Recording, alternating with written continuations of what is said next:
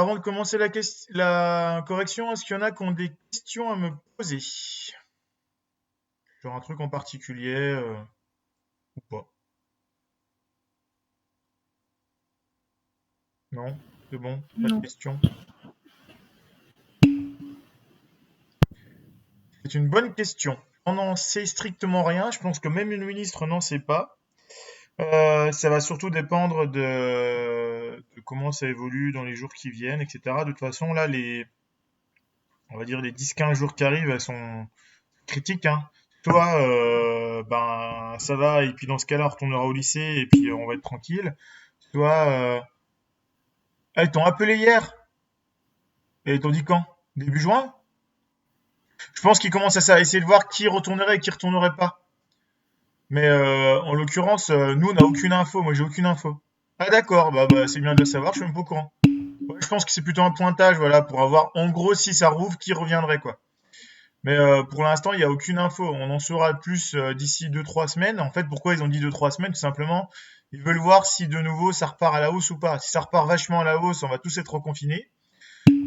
Si ça remonte pas trop, euh, ils pourront ouvrir le lycée. Effectivement, de toute façon, si ça rouvre, voilà, ce sera des petites classes, des petits groupes avec des masques. Pour les profs au moins, je pense. Pour les élèves, on n'en sait pas grand-chose. Euh, Essayez d'empêcher de vous croiser. Alors là, ça va être un beau bordel parce que je vois pas comment vous empêcher de vous croiser. Enfin bref, c'est pas évident de trouver une solution à ça. Pour le moment, on n'a pas beaucoup d'infos. Moi, je sais que j'en ai zéro, hein, vraiment zéro. Euh, Franchement, je sais pas, je sais plus. Est-ce qu'on est optimiste, pessimiste? Si je suis optimiste, oui, raccourt, reprendre, on va dire, autour du 5-6 juin jusqu'au 4-5 juillet, parce que de toute façon, si on reprend, il faut pas rêver, hein, vous irez jusqu'à début juillet. Alors peut-être pas vous, parce qu'il y a le bac français, donc je sais pas comment ça se passera, mais globalement, on ira jusqu'au bout, quoi. Il y aura pas d'histoire d'arrêter mi-juin, je sais pas quoi. Ça recommence. Après, si on est pessimiste, hein, les gens commencent vachement à se relâcher, il y a des chances que ça reparte à la hausse, et dans ce cas-là, je sais pas ce que ça va donner. Ouais, ça a l'air d'être un peu le bordel. Et c'est pas encore définitif, c'est encore pas sûr à 100% le bac français, hein. Le ministre, il a dit de bien continuer à réviser, etc. Mais il n'y a rien de définitif encore pour le moment. À voir. Je sais pas. Ouais, bah on sait pas. Bon, Julie, je sais pas. Bah, après les cours en ligne, tu vois, regarde. Je dis c'est bien sont les cours, mais si je regarde, vous êtes 25 à présent. Normalement, vous êtes à peu près une centaine. Donc, au début, vous étiez 60-70, maintenant on n'est plus que 25 présents. Donc c'est vrai qu'effectivement, il y en a qui décrochent complet. Après là, bon, dans le cas de l'enseignement scientifique, j'ai envie de dire, on s'en fout un peu, on a fini le programme. C'est juste des révisions de sujets, c'est pas trop grave. Mais il y en a beaucoup qui faut continuer à bosser à la maison, quoi. On n'a pas le choix de toute façon. Ouais, effectivement, à Paris, c'est un peu le bordel, hein. De toute façon, voilà, les Parisiens, j'en ai jamais fait comme tout le monde. Mais voilà, il faut continuer à faire attention, ça change rien, le virus est toujours là, il n'est pas moins présent, pas plus présent qu'avant, enfin même plus que moins, on va dire. Donc il faut continuer à faire attention et puis à se protéger un maximum dès que vous sortez, etc. C'est pas parce que c'est déconfinement qu'il faut aller voir vos copains ou faire des bisous, etc. quoi. D'accord. Essayez de faire un maximum attention, etc.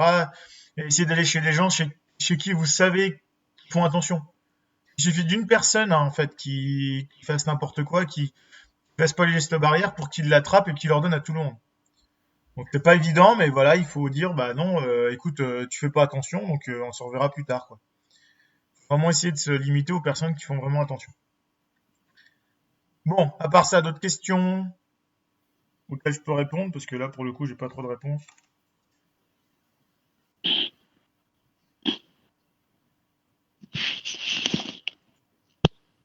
Oui, non?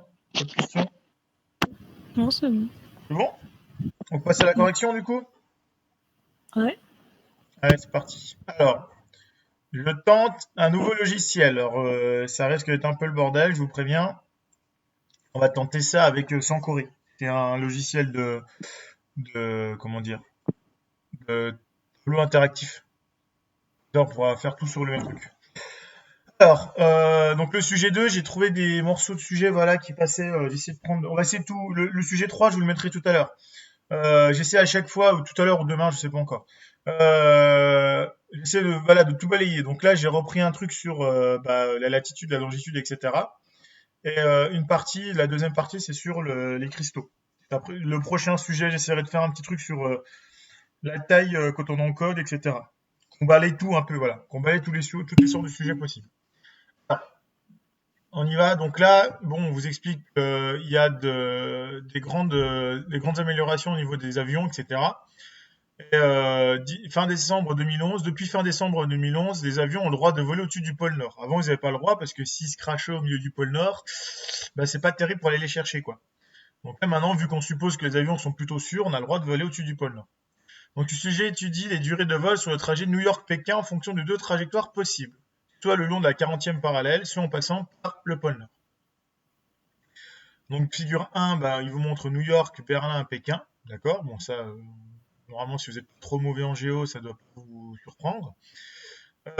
Document 2, bah, c'est la représentation de vue de côté. Donc N pour New York, P pour Pékin, O le centre de la Terre, d'accord, et H le centre du cercle formé par le 40e parallèle. Donc première question, on admet que la longueur du méridien terrestre est égale à 40 000 km. On déduit le rayon de la sphère terrestre. Bon, c'est pas très très violent. Un méridien, pour rappel, vous vous rappelez ce que c'est un méridien? Donc, je vous rappelle que sur un globe terrestre qui fait le tour dans ce sens-là, c'est ce qu'on appelle le méridien, d'accord? À pas confondre avec le parallèle qui lui passe dans ce sens-là. Donc les parallèles n'ont pas tous la même longueur, que forcément la Terre est, je sais jamais. Les parallèles, je sais plus écrire moi. Les parallèles, voilà, ils sont ici parce que le parallèle qui est là, bah, il va être beaucoup plus grand que le parallèle qui est en bas. Par contre, les méridiens, ils passent tous par le pôle nord et le pôle sud, donc forcément, ils ont tous la même longueur. Donc, on vous dit que un méridien, c'est égal à 40 000 km, et 40 000 km, c'est le tour de la Terre. Donc, c'est 2 fois, il vous montre le rayon, donc il faut 2 fois pi fois le rayon de la Terre. Donc, on en conclut que le rayon de la Terre, c'est 40 000 sur 2 pi. Et puis on doit trouver 6300, débrouillard, 6380, on va faire. Je vais essayer de le faire proprement. 40 000 divisé par 2 pi. Là, on trouve. Faut pas oublier les parenthèses, elle est nulle, cette calculatrice. 6366. Ouais, trouve ça, 6366, c'est ça. 6366 km. Voilà. Donc ça, c'est pour le méridien. Le rayon terrestre, pardon. Voilà, sur la première question, ça va, c'est tranquillou pépère. D'accord? Alors, je ne sais pas si je fais ça. Voilà, ok, on va essayer de faire comme ça. Deuxième page. Donc là, maintenant, on va essayer d'étudier New York-Pékin. Alors, comment ça va marcher? On vous dit, tracer sur le schéma du document réponse situé en annexe un des deux arcs de parallèle qui relient New York à Pékin. Alors, je crois que je l'avais mis, il me semble. Voilà. Donc, comment est-ce que vous allez faire ça? En fait, il suffit de prendre un cercle qui passe. Alors, je crois que je peux faire cercle avec le truc là, normalement. Voilà, là. En fait, il faut prendre un. Alors, je sais plus comment ça marche. Est-ce que c'est le rayon qui est là? Non, c'est pas le rayon. Bon, c'est pas grave, je bougerai après. Voilà, il faut essayer de choper. Alors là, par contre, ça va être une catastrophe, je pense, à déplacer ce truc-là. Est-ce que j'arriverai à le mettre là? Voilà, il faut prendre. Non, je voudrais bien le grossir. Il veut pas le grossir. Il veut pas que je te grossisse? Non, il veut pas. On va réessayer. Voilà, New York, Pékin, doit pas être trop mal. Là, voilà. Donc en fait, il suffit de simplement, voilà, de prendre un cercle. Donc en fait, il y a deux possibilités. Soit vous passez par l'Europe, soit vous passez par la pleine mer. D'accord? On voit que globalement, on passe, si on prend le 40e parallèle, puisque le parallèle, c'est voilà, c'est la ligne noire que je viens de tracer, en gros, soit vous passez par c'est pas vraiment par le sud, mais par la partie voilà, européenne, ou vous passez par la partie américaine, puis l'océan Pacifique. Donc à choisir, dans le cas-là, les avions, ils préfèrent passer dans le sens par l'Europe. Pourquoi? Parce que s'il y a une panne, ils ont plus facile à trouver un aéroport pour atterrir qu'au-dessus du Pacifique. D'accord? On retourne à la question suivante. Voilà. Donc ça, c'est fait. Un des arcs de parallèle qui relie Pékin à New York. D'après le document 1, figure 1A, indiquez les coordonnées terrestres, latitude, longitude de chacune des villes de New York et de Pékin. C'est attendu des coordonnées entières. Donc, en gros, il faut arrondir. Donc on regarde ici sur le graphique. On va zoomer dessus. Voilà. Donc, on va regarder ici. Donc, New York, il est au 40e degré nord, 75 degrés ouest. Et Pékin, c'est à 105 degrés est et 40 degrés nord. D'accord? Donc, on va écrire ça. Donc, on a dit New York. Donc, c'est question quoi, ça? Question 3. Question 3, donc New York. Je me rappelle déjà plus. C'est 40 degrés nord. Et puis degrés 75, c'est ça? Oui, Ouest, pardon. 75 ouest. Ouais, c'est ça. Merci. Et Pékin, c'est 40 degrés nord et 105 est. Et on voit que si on fait la somme des deux là, on se rend compte qu'il y a 180 degrés d'écart. C'est-à-dire que Pékin, c'est l'autre côté de la Terre. Alors, quand je dis l'autre côté, c'est pas l'autre côté de la Terre. C'est, comment dire, il est à l'autre côté de la Terre, mais pas, c'est pas aux antipodes. Je m'explique. Les antipodes, c'est quand vous avez la Terre qui est là. Si vous êtes ici, votre antipode, il est de l'autre côté là de la Terre. Vous partez en passant par le centre de la Terre, vous y arrivez. Là, ici, Pékin, New York, ils sont juste voilà, l'autre côté de la Terre, mais sur le même parallèle. D'accord? C'est pour ça que je voulais préciser ça. Ne pas confondre antipode et puis, bref, ouais, je sais pas comment ça s'appelle d'ailleurs, ça. Ça doit avoir un nom peut-être. Mais je ne le connais pas. Je regarderai ça plus tard. Alors, il a attendu les coordonnées entières, donc ça c'est fait. Donc ça, normalement, bon, voilà, question jusqu'à la question 3, il n'y a rien de violent pour le moment. En utilisant les coordonnées de New York et de Pékin, montrer que chacun des arcs de parallèle reliant New York à Pékin est un demi-cercle. Alors comment on fait ça? Bah, c'est exactement ce que je viens de vous dire. Selon le 40e parallèle, l'écart, on va regarder, selon le parallèle, vaut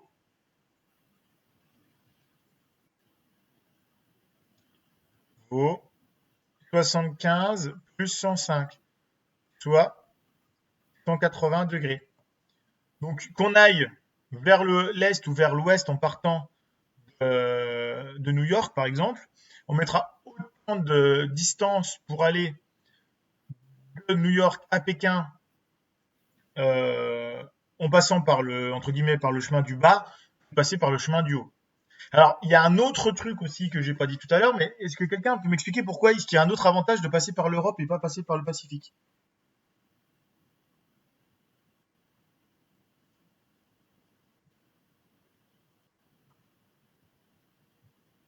Ouais, non? Ah, attends, ouais, c'est pas cool, vas-y. Zut, pardon. On va plus vite. Alors, pourquoi on va plus vite? Attends, il fallait faire le cercle en entier. Normalement, c'est juste un arc de cercle, ça suffisait, ouais. Pour le décalage horaire? Non, c'est pas ça. Ah, c'est une histoire d'aller plus vite parce que tout simplement, la Terre, elle tourne dans ce sens-là. Donc, si vous allez de ici à ici, tant que vous allez voler selon le parallèle, la Terre, elle va avancer dans l'autre sens. Donc, elle va avancer, c'est du distance que vous n'allez pas parcourir, en fait. C'est du temps que vous allez gagner. Par contre, si vous allez là, il faut que vous rattrapiez la vitesse de la Terre. Donc là, vous perdez du temps. Donc, on préfère passer par le chemin en bas. D'accord? Vers l'est. C'est plus facile d'aller vers l'est que d'aller vers l'ouest. Ça change beaucoup, hein. Ça change plusieurs heures, hein, si vous faites ça. Gérer ma terre. Hop là. Du coup, j'ai pas entendu. Il y a d'autres questions. On suit le cercle. Oui, on suit le cercle, mais voilà. Je pense que vous avez tous compris que si la Terre tourne dans un sens, bah, il faut mieux aller dans le sens opposé de la rotation. Comme ça, entre guillemets, Pékin avance vers nous pendant qu'on va vers Pékin. Ça, c'est vachement pratique. On économise vachement de temps. C'est pour ça qu'un trajet par Paris-New York, c'est pas le même temps que New York-Paris. Ça paraît bizarre, mais c'est comme ça. Paris-New York, ça sera plus long que New York-Paris. Que vous faites New York-Paris, en passant par au-dessus de l'Atlantique, forcément, vous allez avancer pendant que la Terre tourne vers nous. Pendant que Paris avance vers nous. D'accord? On peut aller voir si vous voulez, je sais pas combien c'est, durée. Oula, durée Paris-New York. Alors, durée Paris-New York, 8h35, donc Paris-New York, et New York-Paris, on va voir si ça marche. 8h35, New York-Paris, 7h40. D'accord? Donc 7h40 pour faire New York-Paris, c'est plus court que les 8h35. Donc il y a quasiment une heure d'écart entre les deux. Ouais, bah oui, t'as intérêt, ouais. Si tu fais le tour du monde, en avion, t'as intérêt à partir dans le bon sens, ouais. Effectivement. Surtout si tu vas pas vite, parce que plus tu vas pas vite, plus comment dire, la Terre va avancer vite par rapport à toi. Tu vois ce que je veux dire? Ça va être plus important. Si vous volez, voilà, ce que je veux dire, c'est que vous voulez un avion de chasse qui va à Mach 3, Paris-New York, il y en a pour 4 heures, New York-Paris, il y en aura peut-être pour 3h40, ils s'en foutent. Par contre, si vous volez avec un dirigeable qui avance quasiment pas, bah, Paris-New York, vous allez peut-être mettre 3 jours, et New York-Paris, vous allez peut-être mettre que 2 jours. Et donc là, ça vaut vraiment le coup. Ça dépend la distance qu'on veut faire. Ça, je pense que ça peut être une question qui peut être posée le jour du bac, hein. On n'en a pas trop parlé, mais c'est de la logique qui peut être posée, je pense. J'ai pas vu de sujet qui en parlait, mais ça peut très bien tomber. Donc là, on a bien un demi-cercle pour la question 4. Parmi les 4 propositions ci-dessous, une seule représente la distance New York-Pékin, le long du 40e parallèle. Alors, là, c'est pas bien compliqué. On va réfléchir. Réunir 3 propositions fausses pour trouver la distance New York-Pékin le long du 40e parallèle. Déjà, première chose, position D, on l'élimine. Pourquoi on l'élimine? Pas parce que c'est le périmètre au niveau de l'équateur. C'est la longueur de l'équateur. La seule distance là, ce serait l'équateur. En entier. Donc le tour de la Terre. Donc déjà, c'est pas possible de faire 40 000 km. Ça veut dire que vous auriez fait le tour de la Terre. Au niveau de l'équateur. Donc c'est pas bon. Position C, ce serait 20 000. 20 000, ce serait comme une demi, entre guillemets, ce serait le demi-cercle. Donc ça me paraît pas trop mal. Par contre, le demi-cercle au niveau de l'équateur aussi. Parce que c'est la moitié de 40 000. Ce serait un demi-cercle au niveau de l'équateur. Donc là, on a le choix entre 1200 et 15 300. 1200, clairement, c'est pas possible. Parce que on n'est pas au niveau on est à 40e degré nord. Donc, c'est-à-dire qu'en gros, même, on va être autour de, le parallèle, il va peut-être faire 20 000 km ou 30 000 km. On va pas être si c'était A, on aurait un parallèle qui ferait 2400 km de long. Et là, clairement, c'est pas le cas, on est à 40 degrés nord. Donc, c'est pas le A. Donc, le B, c'est la bonne réponse. Donc, à justifier ça, hein, je le répète à l'oral. Ce n'est pas la D par 40 000 km correspondrait à un tour entier de la Terre au niveau de l'équateur. Ce n'est pas le cas. 20 000 km correspondrait à un demi-tour de la Terre, enfin du moins un arc de cercle de 180 degrés, mais encore une fois au niveau de l'équateur, donc c'est pas bon non plus. Si c'était la A, ça signifierait que le parallèle a une longueur de 2400 km, ce qui n'est pas le cas non plus, parce qu'on n'est qu'à 40 degrés nord, donc on voit que le parallèle il est bien plus grand que 2400 km. Et du coup, la proposition B me paraît mieux, 15 300. Alors, Moi, du j'ai coup, on va fait vérifier par calcul quand même. Ouais. Alors, comment est-ce qu'on fait ça? On va utiliser le document 2. Document 2 qui est donné ici. Attendez, je descends. Voilà, celui-là. Je m'arrière parce que là, c'est un peu violent. Voilà. Comment est-ce qu'on va faire ça? On va se dire, ici, on sait que cette distance-là, on a calculé tout à l'heure, ça fait 6366 km. D'accord? Nous, on voudrait cette longueur-là. Parce que si on arrive à trouver le rayon là, on arrive à trouver le périmètre, et donc on n'aura plus qu'à diviser par 2 pour avoir la valeur de l'arc de cercle. Comment est-ce qu'on fait ça? Ici, on a le 40, cos 40. Donc le R, en fait, le grand R, il vaut le rayon de la Terre fois cos 40. On a déjà fait un sujet comme ça ici. Je rappelle que mathématiquement, le cosinus, on le relie ici. Donc ici, on a grand R, ici. Là, on aurait une valeur qui ne nous intéresse pas. Nous, ce qui nous intéresse, c'est grand R. Donc on fait 6366 fois cos 40. Et puis je crois qu'il vous donnait la valeur, mais bon, sinon vous le tapez à la calculatrice, hein, c'est pas ça qui pose problème. Fois trig. Alors pourquoi il vous l'a donné la valeur, hein? Pour vous inciter à utiliser ce truc-là de cos 40 pour revérifier la valeur.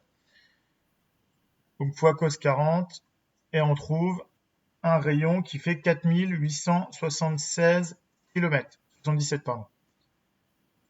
Et donc, concrètement, la valeur du demi-arc de cercle ici, donc l'arc de cercle, c'est le périmètre divisé par 2. Ça fait donc pi fois rayon. Et donc on a juste à faire ça fois pi.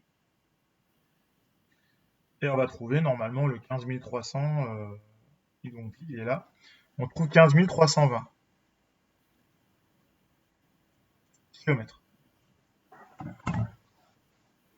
Ok? Donc je vais juste reprendre là. Donc c'était toujours la même question. Donc c'était la grosse question qui valait pas mal de points, hein, je pense, hein. vais te dire tout ce que j'ai dit à l'oral, et puis en plus, il fallait faire le calcul. Dire que grand R, c'était RR fois cos 40, et qu'on trouve 4877 km. Du coup, on trouve un arc de cercle qui vaut pi fois ce rayon qu'on vient de trouver, et on trouve 15 320. Donc là, par élimination, on a éliminé les trois là, et on vérifie que c'est bien bon. Et là, on trouve 15 320, et la valeur qu'il nous donnait, c'est 15 300. Donc on est bon. Question là-dessus pour le moment? C'est bon? Bon, j'efface tout ça. Et puis on passe à la question 6. Ok. Alors, question 6. Maintenant, on vous dit, depuis 2011, les avions biréacteurs peuvent survoler le pôle Nord. Alors, juste, on garde ça de côté parce qu'on va en avoir besoin tout à l'heure. On va comparer ça. Si l'avion suivait le 40e parallèle, il ferait 15 300 km. Maintenant, on va regarder combien il ferait en passant par le pôle Nord. Et vous doutez bien que c'est plus court. Donc, tracé d'une autre couleur que celle utilisée en question 2 sur le schéma du document réponse en annexe, la route des avions biréacteurs qui sont autorisés à emprunter New York-Pékin en passant par le pôle Nord.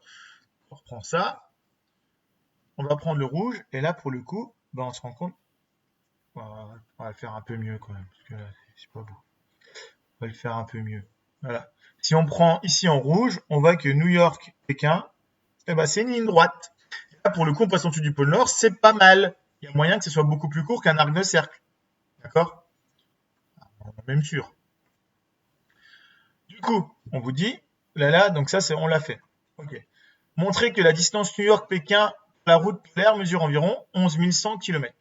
Alors, comment vous allez faire ça?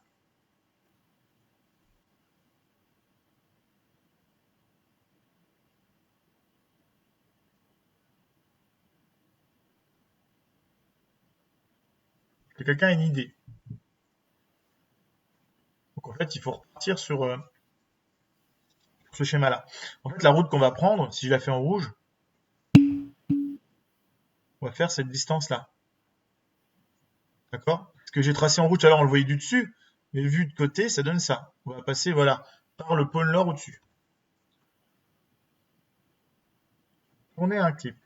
Ok, pas de souci.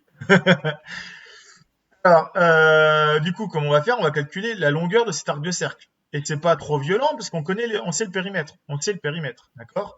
Et ici, on connaît l'angle là. D'accord? On sait que 360 degrés, si je faisais un tour en entier, ça vaudrait 40 000 km. 40 000 km, ce qu'on a dit tout à l'heure. Et combien il vaut l'angle là? Bah ici, si on a 40 ici, on a 50 ici. Ici, pareil, on a 40 là, donc on a 50 ici. Donc la somme des deux angles, de là à là, on a 100 degrés. Donc là, c'est un simple produit en croix. On va regarder 100 degrés. Combien ça fait par rapport à 40 000? Donc on fait le produit en croix. D'accord? Donc on y va. Allez, vas-y. C'est bon. Donc on va se mettre en 11 100. vert. Question. 11 111. Ouais, attends, donc on fait le produit en croix. Donc je renote ici 360 degrés. Ça vaut 40 000 km. 100 degrés, combien ça vaut? C'est ce qu'on cherche. Donc on fait un produit en croix. On trouve 100 fois 40 000 divisé par 360. Et tu me dis combien, Lucie? 11 111. 11 111, on trouve les 11 111, voilà. Donc on trouve 11 111 km. Et lui, il nous demandait de trouver un truc qui valait 11 100. Ok, on est bon. Souvent dans les sujets, vous verrez, ils vous donnent la réponse. Ils vous disent vérifier que machin, vérifier que machin. Alors du coup, d'un point de vue environnemental, indiquer un avantage lié à la route aérienne passant par le pôle Nord par rapport à la route suivant le 40e parallèle. Eh ben, environnemental, il n'y a pas besoin d'aller loin, hein. On consomme, si on fait la différence entre les deux, 11 100, bon, 11 100 en arrondissant, d'accord, on va trouver environ 4200 km d'économiser. Économiser. Et du coup, bah, 4200 km d'économiser, c'est cool. Un autre avantage, si on peut appeler ça un avantage, c'est que c'est moins pollué au niveau du pôle Nord, parce qu'il y a moins de villes. Donc on rajoute pas de pollution au-dessus des villes. Vous allez me dire, on déplace le problème, c'est pas faux non plus, quoi. Mais voilà, le principal avantage, c'est qu'on va surtout économiser au niveau de la distance, donc du kérosène, donc du carburant. D'accord?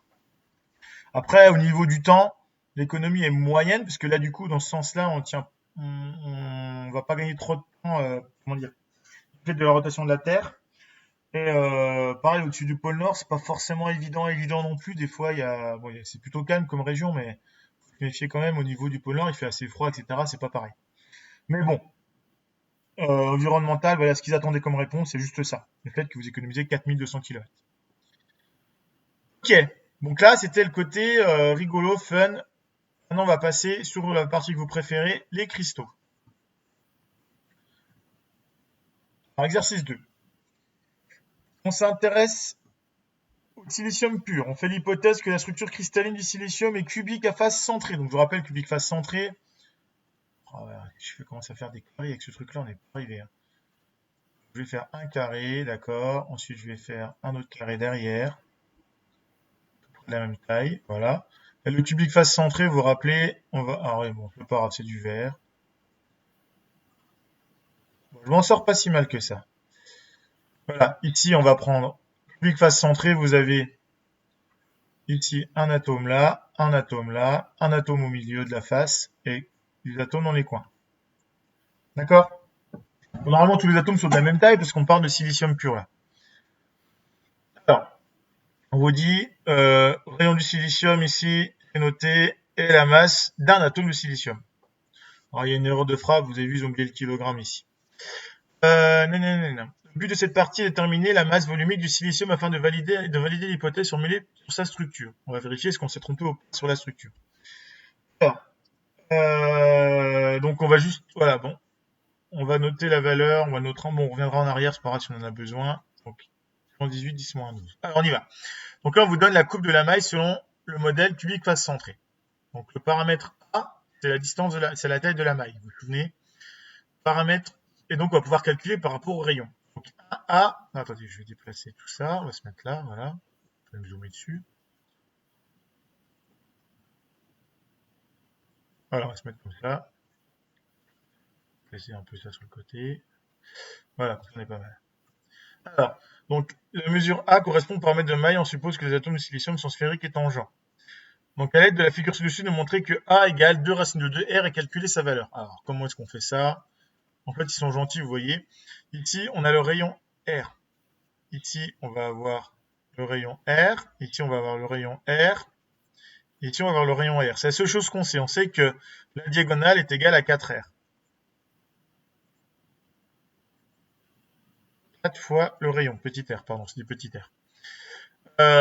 Et qu'est-ce qu'on sait d'autre? On sait que la diagonale, elle vaut par rapport à A, elle vaut, donc on prend Pythagore, hein, elle vaut racine, alors on va le faire doucement, ça fait A au carré plus A au carré est égal à diagonale au carré, alors je vais le noter comme ça, diag au carré, d'accord? Donc du coup, on en conclut que la diagonale au carré, on sait qu'elle vaut 4R. Donc ici, on a 2A au carré et diag, on sait qu'elle vaut 4R. Donc je vais mettre 4 fois R au carré. Ensuite, on a, alors ils veulent quoi? AE. Donc A au carré est égal à, donc 4, ça fait 4 au carré, ça fait 16. R au carré, ça fait R au carré. On divise par 2. On trouve A au carré est égal à 8 R carré. Et du coup, A est égal à racine de 8 fois R. Alors, on a le droit de faire ça parce qu'on sait que c'est positif, hein. En maths, il faudrait dire attention, il y a la valeur négative, machin. Mais là, on est en positif, on est en physique. Et racine de 8, bah, c'est 2 racine de 2. Parce que je vous rappelle que racine de 8, c'est 4 fois 2. C'est racine de 4 fois 2. Et donc, c'est racine de 4 fois racine de 2.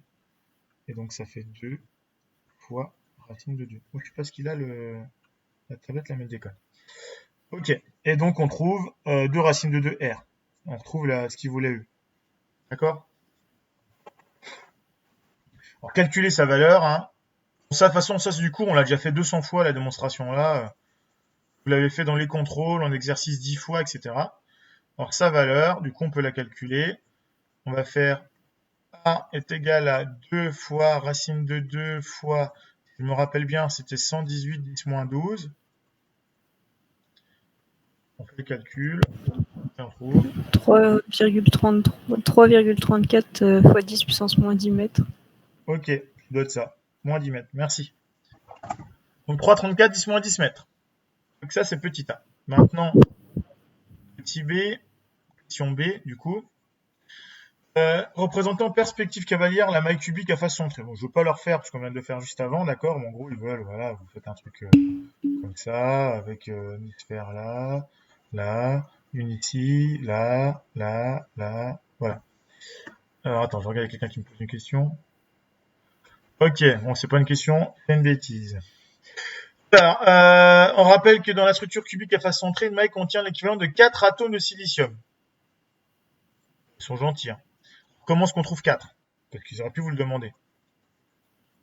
Je rappelle que chacun des angles, il vaut un huitième. Des angles, vous en avez 8, enfin des coins. Les 4 coins au-dessus, 4 coins en dessous. Donc vous avez 8 fois un huitième, d'accord? Plus, et vous avez les 6 au milieu de chaque face, qui sont divisés par 2, qui font partie du cube au-dessus, du cube en dessous. Et donc ça fait 1 plus 3, ça fait bien 4. 16, j'aurais pu vous leur demander. Bon, là, vous le donnez, ils sont gentils, mais ils auraient pu vous leur demander.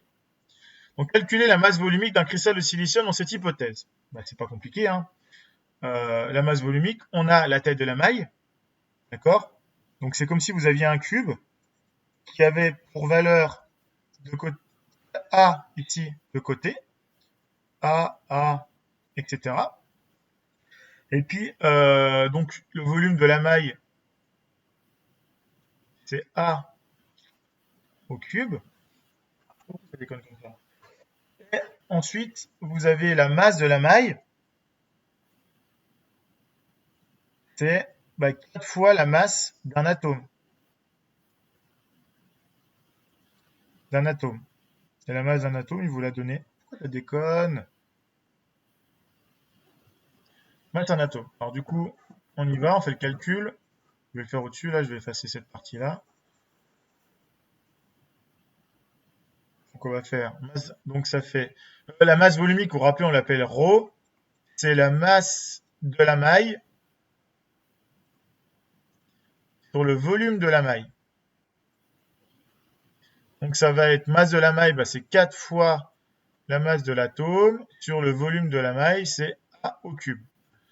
Donc on avait dit c'était 3,33 10 moins 10 si je me rappelle bien pour petit a cube, et la masse c'est 4 fois, et la masse elle est donnée juste avant, je ne me rappelle plus sa valeur, en arrière.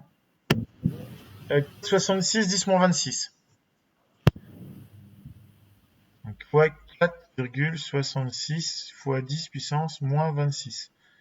Je t'écoute Lucie, tu trouves combien? 5003 kg par mètre carré. Mètre cube. 5,3 c'est ça? Ouais. Donc 5,3. Alors, vu que c'est des kilogrammes par mètre... c'est combien que tu trouves? C'est des kilogrammes par mètre cube? Oui. Donc 5,3 kg par mètre cube. Ça me paraît pas beaucoup ça? Non, c'est du coup là, ce serait des grammes par mètre cube là. Ouais, c'est des grammes par mètre cube. Ouais. 5,3 Donc kilogramme, c'est d'être 5,3 fois 10 puissance 3, je pense. Oui. Du coup, Mais si on le c'est met, 5000. voilà, si on le met en grammes par mètre cube, ça nous fait. Ah non, pardon. On en est où là? C'est 5003 kg par mètre cube, donc 5,003 grammes par mètre cube. Ok, ah oui, il y a 0 là. D'accord. Ok. Donc ouais, donc on trouve en grammes soit, alors on va marquer soit, quand vous passez en grammes par centimètre cube, on trouve 5, en gros, 5 grammes par centimètre cube. Donc du coup, en réalité, la masse alors déjà, posez-vous la question, hein, vous voyez le terme en réalité. Déjà, vous vous dites, ah, c'est peut-être normal qu'on n'ait pas trouvé la même chose. En réalité, la masse volumique du cristal du silicium est de 2,33 grammes par centimètre cube. L'hypothèse de la structure cristalline cubique à face centrée peut être validée? Évidemment que non, parce qu'on trouve un truc beaucoup trop grand par rapport à la masse volumique du cristal du silicium. En réalité, c'est 2,33 et nous on trouve 5, on trouve le double. Donc c'est certainement pas un cubique face centré, c'est peut-être certainement un cubique centré, par exemple. D'accord? Vu que centré, il y a moins d'atomes par maille, donc du coup, il y a beaucoup plus de vide. Ouais? Bon pour tout le monde, ça? On trouve, alors, donc la réponse, hein, je répète pour la dernière question, là, la 1D, vous pouvez écrire si vous voulez. La 1D, je vais l'écrire quand même pour ceux qui veulent. Bah, on trouve une masse, on trouve une densité quasiment 2 fois supérieure, plus de 2 fois supérieure, plus de 2 fois supérieure. Supérieure. L'hypothèse est donc invalidée.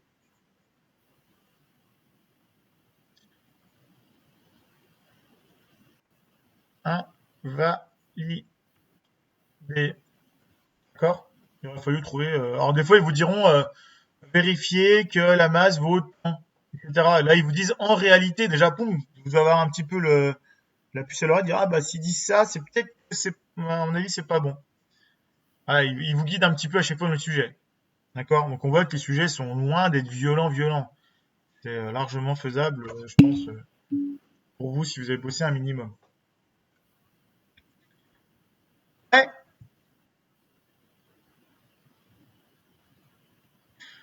Alors, franchement, j'en ai aucune idée. Mais là, je le répète, hein, les sujets là, c'est les sujets officiels que je suis en train de vous donner. Alors là, il y a que la partie physique, hein. J'ai pas mis la partie SVT, donc il y a une petite partie SVT en plus.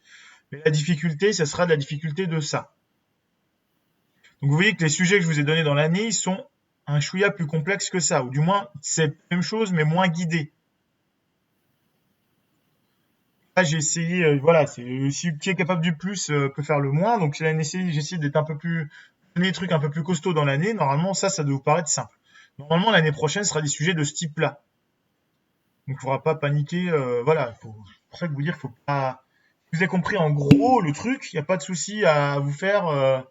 Au niveau des calculs, vous voyez qu'on vous balance pas des trucs directs, calculer la valeur du que je vous ai donné, calculer voilà, je vous donne pas des valeurs entières comme ça, calculées. Bah, l'épreuve elle dure 2 heures normalement, mais il y a la partie SVT que j'ai pas mis là. Donc là, il faut se dire qu'en gros, bah, faut compter à peu près 1 heure pour faire ça, quoi. Et qu'en 1 heure, c'est largement faisable. C'est 1 heure, 1 heure et demie, je sais plus si c'est 2 heures, je sais plus c'est combien. Et voilà, en gros, voilà, vous avez à peu près 1 heure pour faire ça, ou 3 quarts d'heure, 1 heure pour faire ça, c'est pas insurmontable.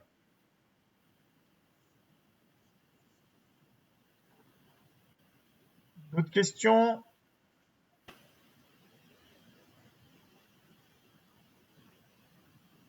Pas d'autres questions? On s'arrête là-dessus? C'est bon? Oui. Oui, vous avez SVT avec, c'est ce que je disais, là, la partie SVT, je l'ai enlevée.